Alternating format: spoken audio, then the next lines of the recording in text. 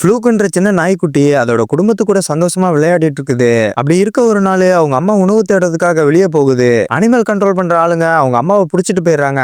மத்த நாய்கள் எல்லாம் அவங்க அம்மாவை பார்த்து ஓட ஆரம்பிக்குது. ஆனா ஃப்ளூக்கு மட்டும் அவங்க அம்மாவை புடிச்சிட்டு போயிட்டாங்களேன்னு கத்த ஆரம்பிக்குது. அந்த சத்தம் கேட்டதும் அனிமல் கண்ட்ரோல் பண்ற ஆளுங்க ஃப்ளூக்க புடிச்சிட்டு போயிடுறாங்க.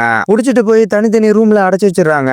ஆல்ரெடி அங்க நிறைய நாய்ங்க இருக்குது. மற்ற நாய்கள் எல்லாம் அமைதியா இருந்தாலும் ஃப்ளூக்கு மட்டும் குலைச்சுக்கிட்டே இருக்கிறான். அங்க இருக்கிற எல்லாரும் இது ரொம்பவே டேஞ்சரான நாய்னு சொல்லி ஃப்ளூக்க மட்டும் புடிச்சிட்டு போய் வேற ஒரு கூண்டுல அடைச்சு வச்சிடறாங்க.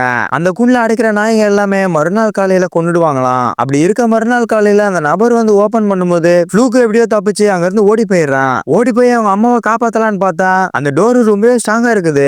அப்பன்னு பார்த்து பின்னாலேயே அனிமல் கண்ட்ரோல் பண்ற ஆளுங்க வந்துடுறாங்க.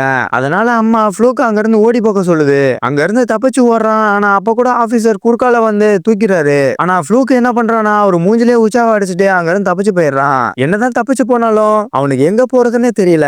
ரோட்லயே அலைஞ்சு தெரிஞ்சு அப்படியே நைட்டும் ஆயிடுது. மறுநாள் காலையில யாரோ கூப்பிடுறாங்கன்னு பார்த்தா அது ஒரு பெரிய டாக். ஃப்ளூக்க ஃப்ரெண்டா ஏத்துக்கிட்டு நாய்கள்லாம் எப்படி இருக்குமோ அப்படி எல்லாமே சொல்லி தருது. எந்த அளவுக்குன்னா அது உச்சா போறது கூட சொல்லி தருது. அது மட்டும் இல்லாம அது தங்கி இருக்கிற இடத்துக்கு கூட்டிட்டு போய் அதோட ஓனர் கிட்ட அறிமுகப்படுத்தி வச்சிருது. ரெண்டு பேருமே சந்தோஷமா அவருடைய கேரேஜ்ல சந்தோஷமா இருக்க ஆரம்பிக்கிறாங்க.